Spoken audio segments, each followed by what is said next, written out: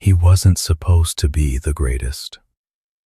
Not the strongest, not the most perfect. Just a skinny kid from Italy with a crazy smile and zero fear. And yet, he didn't just win races. He changed the sport forever. He humiliated champions. He destroyed expectations. He made millions fall in love with racing. And when the pressure was highest, he smiled. Because for him, this was never just racing. This was art. This was war. This was life. His name? Valentino Rossi. And this is how a fearless kid became the Doctor. Chapter 1. Born to Race. Valentino Rossi was born on February 16, 1979, in Urbino, Italy. But his real playground was not a school. It was a racetrack. His father, Graziano Rossi, was a professional motorcycle racer. Not a world champion, but good enough to show his son what racing looks like. And for Valentino, that was enough. As a child, he started with go-karts. He was fast, really fast. But there was a problem. Money. Go-kart racing was expensive, too expensive for the family. So his father made a decision, a risky one. He put Valentino on a mini motorbike. And something clicked instantly. Valentino didn't just ride, he attacked the track. He crashed many times, but every time he got up smiling. Other kids were careful, Valentino was fearless. Other kids wanted to win, Valentino wanted to race. And that difference would define his entire career. Because even then, he was not chasing trophies. He was chasing the feeling. Chapter 2. The Rise of a Star. In the early 90s, Valentino entered professional racing. Small championships, unknown tracks, little attention. But step by step, he improved. And people started noticing something unusual. Not just his speed, his personality. He joked, he celebrated, he entertained. He was not just a rider, he was a showman. In 1996, he entered the 125 cubic centimeter World Championship. This was the world stage. And in 1997, he became world champion at just 18 years old. But he didn't stop. He moved to 250 cubic centimeters. Stronger bikes, better riders. And again, he dominated. In 1999, another world championship. Now the question changed. Not, who is this kid? But, how far can he go? Chapter 3. Unstoppable. In 2000, Valentino Rossi entered the highest level, 500 cubic centimeters, today known as MotoGP. This was war. The fastest bikes, the most dangerous crashes, the best riders in the world. And many believed he was not ready. But in 2001, he proved them wrong. He became world champion. And here is something important. He became the last ever 500 cubic centimeter world champion. A piece of history. But what happened next was even bigger. In 2002, MotoGP introduced new four-stroke bikes, much faster, much harder to control. And Valentino didn't just adapt. He dominated. He won 11 races in one season. Then in 2003, he won again. But then he made a decision that shocked the entire sport. Chapter 4. The King of MotoGP. The Doctor. He left Honda, the best bike, the best team, for Yamaha, a team that was struggling. People said, "This is career suicide." But Valentino believed something different. He believed he was the difference. And in his first race with Yamaha in 2004, he won. Not by luck, by skill. That victory became one of the greatest moments in MotoGP history because it proved something simple. It's not just the machine, it's the rider. Between 2001 and 2009, Valentino Rossi became the Doctor, a nickname that meant precision, control, perfection under pressure. He won 9 world championships in total, over 100 race victories. But numbers are not enough to explain him. He was a superstar. He celebrated wins with costumes, with jokes, with entire stories created for fans. One time, he pretended to clean the track after winning. Another time, he played bowling with his team. He made racing fun. And here's a famous story. During the victory lap, he stopped near the track, ran to a portable toilet, opened it, and acted like he really needed it. Fans went crazy. It was funny, unexpected, pure Rossi. Because he understood something others didn't. Racing is not only about winning, it's about emotion. His dominance felt unreal. But even kings face war. Chapter 5. Battlefield on the Track.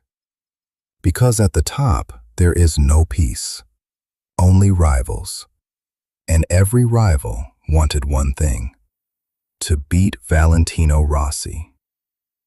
The first real war was with Max Biaggi, another Italian, but completely different.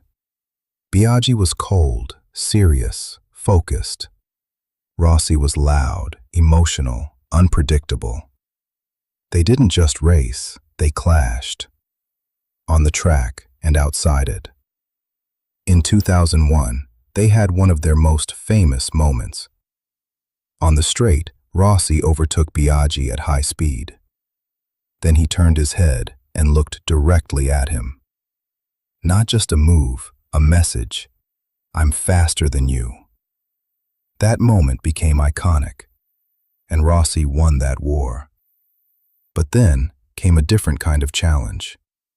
Casey Stoner. Stoner was not a showman. He didn't joke. He didn't play games. He just rode, and he was incredibly fast. In 2007, he dominated the season with Ducati, a bike that was difficult to control. But Stoner made it look easy. And suddenly, Rossi had a real problem. He was no longer the fastest. Their battles were intense. At Laguna Seca in 2008, something special happened. One corner, the famous corkscrew. Rossi attacked, aggressively. He went off track, into the dirt, and still made the overtake. It was risky, almost crazy. But it worked. And that moment became one of the greatest overtakes in MotoGP history. A perfect example of Rossi, fearless, creative, relentless. But the hardest battles were still coming. Because now the enemy was inside his own team. Jorge Lorenzo. Same bike, same equipment. No excuses. At first, they respected each other. But that didn't last long. Because both wanted the same thing: to be number one. Their garage was divided. A wall was built between them, literally. 2 teams inside one team. And on the track, it was war. Close fights, aggressive overtakes.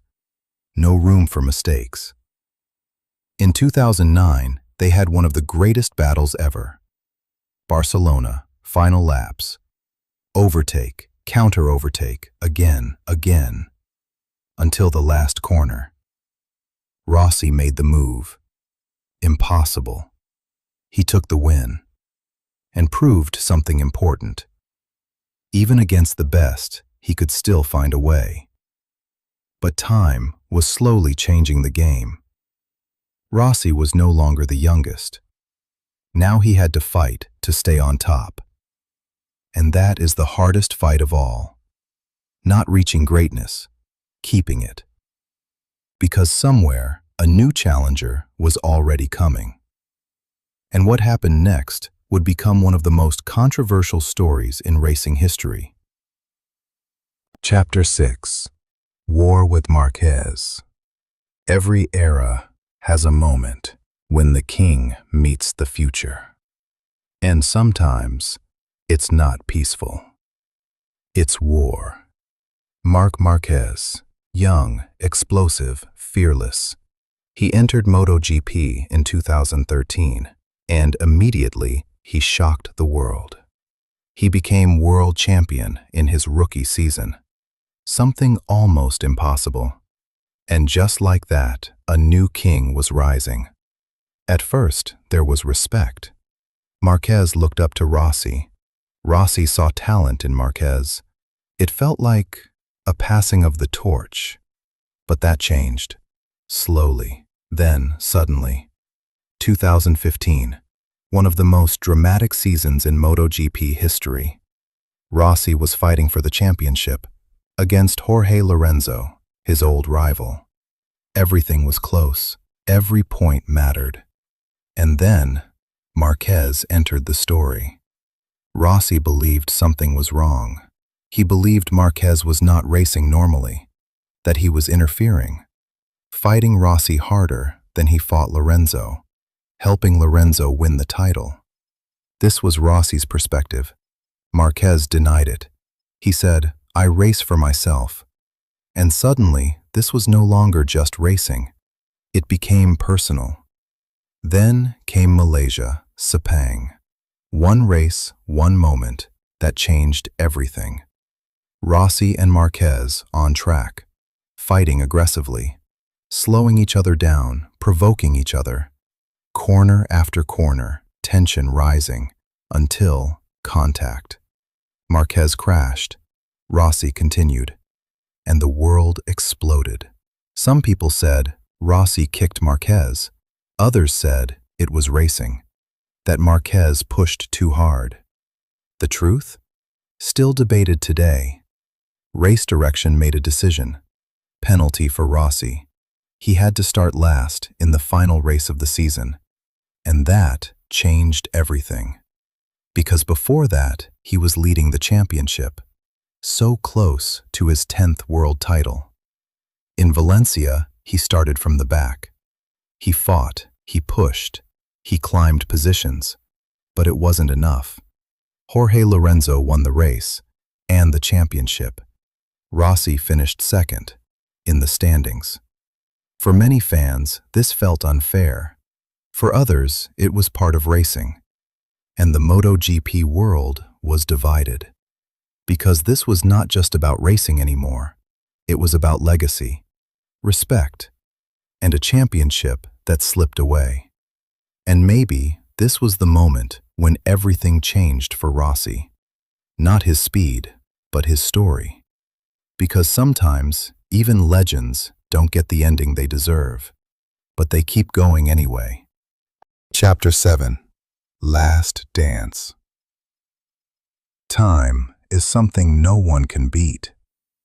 Not even legends. For years, Valentino Rossi was the hunter. Young, fast, fearless. But now, he was the veteran. The one everyone watched. The one everyone wanted to beat. The skill was still there, but MotoGP had changed. New bikes, new generation. Riders who grew up watching him. Winning became harder. But one thing never changed. He never stopped fighting. In 2021, he made the decision. Retirement. No perfect ending, just a man who gave everything. His final season was with Petronas Yamaha SRT. He stepped aside and gave space to Fabio Quartararo. But he didn't leave the sport. He became a mentor. Through the VR46 Academy, he started building the next generation. Because even if he stopped racing, his story didn't end.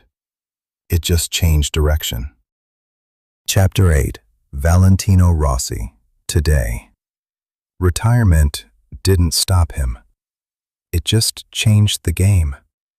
Because Valentino Rossi was never just a MotoGP rider. He was a racer. Today, he still competes, but on four wheels.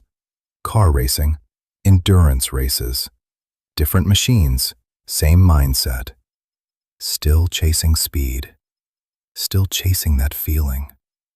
But maybe what he does outside the track is even more important now. He owns a MotoGP team, VR46 racing team. Young riders, new talents, carrying his name. And behind the scenes, he is still shaping the sport, training riders, sharing experience, teaching them how to win, but also how to lose, how to handle pressure, how to stay calm when everything is on the line. Because Rossi understands something that only true champions know. Racing is not just about speed, it's about mindset. And today, his impact is everywhere.